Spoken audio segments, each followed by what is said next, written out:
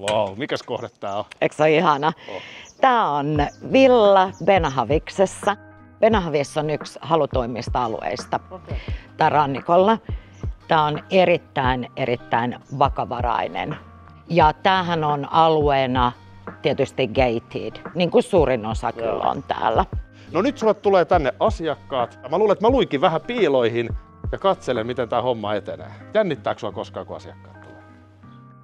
Jännitys on varmaan väärä sana, mutta mä oon ihan innoissani. Okay. Se on varmaan oikea sana. Mäkin oon vähän innoissani. Mennään Joo, katsomaan. mennään. So Rebecca and Klaus, why Spain? Why did you decide to move into Spain? We work with the human vision, so technology is needed for human to see well and also display information for humans. In Spain there is actually a lot of research in this domain and we are very interested about collaboration with the universities in this area. Mun työssä on hirveän tärkeää ymmärtää sen asiakkaan arki, asiakkaan toiveet, mitä kodilta tarvitaan. Koska sehän ohjaa tietysti aluetta täältä, missä halutaan asua, mikä on tärkeää, onko se niin kuin yleiset julkiset liikenneyhteydet vai onko se kaupat, onko se ehkä ravintolat.